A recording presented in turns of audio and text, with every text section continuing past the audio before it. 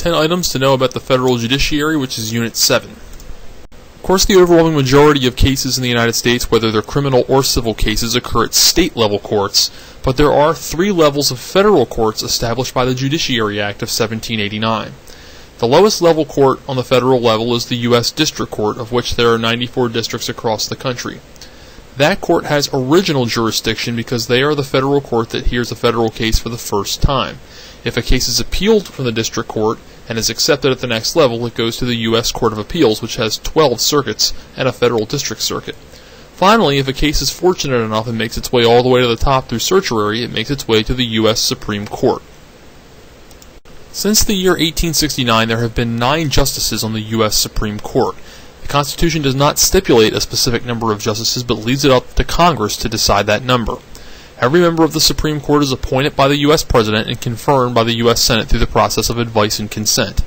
These justices were typically former Court of Appeals judges who have a long history and a background of law. They serve a lifetime term on good behavior, but are subject to impeachment by Congress. According to Article 3, Section 1 of the Constitution, no member of the Supreme Court can have their salary reduced by Congress as a means of protecting them from political pressure. Historically, most of the justices have been white Protestant males. However, there are currently 3 females on the Supreme Court, as there have only been 4 all time. Clarence Thomas, also on the Supreme Court currently, is only the 2nd African American after Thurgood Marshall. When an opening occurs on the court, the President will oftentimes consult with the 2 senators from the state of the judge that he's looking to appoint. This is known as senatorial courtesy, as the President is trying to gauge just how quickly he may be able to get his appointment to go through the advice and consent confirmation process. The U.S. Supreme Court is also known as the Court of Last Resort because its decisions cannot be directly appealed. The Supreme Court is the only court in the federal system that has both original and appellate jurisdiction, though its original jurisdiction cases make up a very small percent of the cases it hears each year. These would be situations in which 2 states may be quarreling, or the presidency and Congress may be at each other, such as the U.S. versus Nixon. The overwhelming majority of their cases come to them on appeal from the lower federal courts or sometimes the high-ranking state courts. If the Supreme Court selects a case to move forward, it gives it what is known as a writ of certiorari, formally ordering all of the information to be sent forward for the court to decide. Historically, less than 5%, and in modern times less than 1% of all the appeals that are filed, of the 8,000 to 10,000 each year, are actually granted certiorari. If a case is filed against the federal government, the Solicitor General, a high-ranking member of the Justice Department, represents the government in front of the Supreme Court. Probably the greatest part about being a Supreme Court justice is that they are given the opportunity to hand-pick and select the cases that they want to place on their docket. Hearing and selecting cases as well as ruling on those cases has a very specific procedure. The justices are all responsible for one or more than one of the judicial circuits, and they handle all of the appeals that are sent in from those circuits. They go over their discuss list, and it is the rule of 4 that governs whether or not a case is granted certiorari. If 4 justices vote that a case is constitutionally significant enough for the court to resolve it, it moves to the next process. Sometimes the court may take on a case but not actually hold an official hearing and just send down an unsigned decision. This is known as a per curiam opinion. However, if the court does have a hearing, they will give each attorney 30 minutes for oral arguments to present their case in front of the 9 justices. The court will then meet in private chambers, discuss the merits of the arguments, and come to a vote. The Chief Justice will then delegate one of the justices for the responsibility of writing the court's opinion. If all the members agree, it is a unanimous opinion that usually establishes a precedent. Most of the time, though, they will just write what is known as a majority opinion, and one of the justices who does not agree with the majority may also write a dissenting opinion. Should the Supreme Court care about public opinion or the opinions of the President or Congress? Well, there are several things that the framers put into the Constitution to try to protect the Supreme Court from public opinion.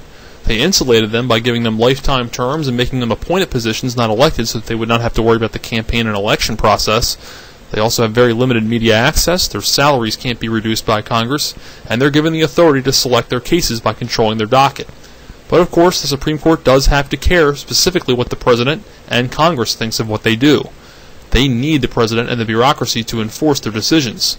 They also have to keep in mind that Congress can try to go around them and propose new constitutional amendments. They also could be impeached by Congress, though it doesn't happen often. Because Supreme Court decisions have wide-ranging effects on all Americans, you better believe that interest groups try to influence the outcome of their cases.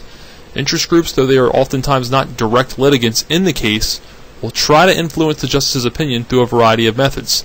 the most popular of which is by writing what is known as amicus curiae briefs, which means friend of the court. They'll try to persuade the justices by providing them with information in writing that they think could influence the outcome and decision of the case.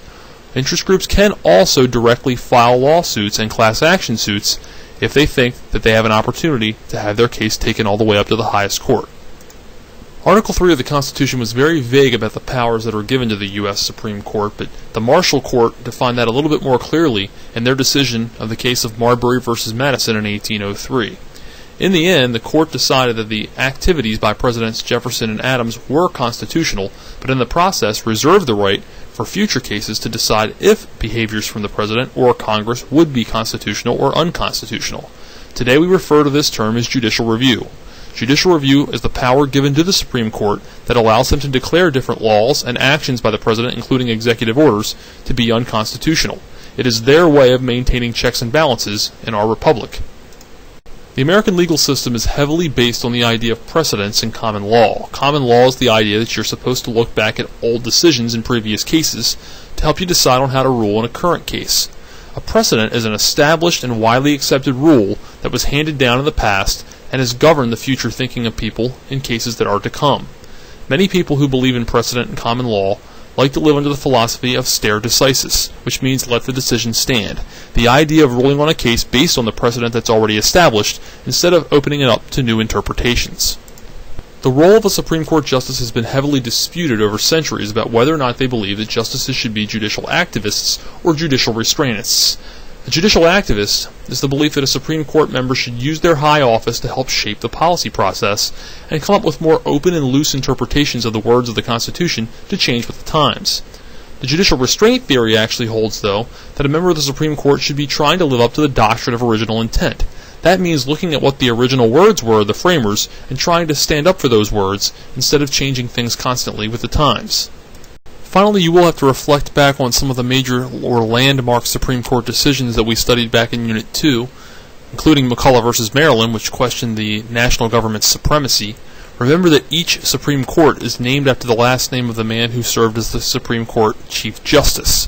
Perhaps the most famously known court of all time is the Warren Court, which handled many civil rights cases like Miranda v. Arizona, Brown v. Board of Education, and Gideon v. Wainwright.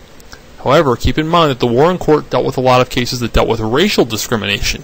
It did not, however, deal with many cases that dealt with gender discrimination, which was taken on later by the Rehnquist Court in cases like Roe v. Wade. For the free response, the first free response option deals with the power of judicial review and the way that a case reaches the Supreme Court through the process of granting it a writ of certiorari.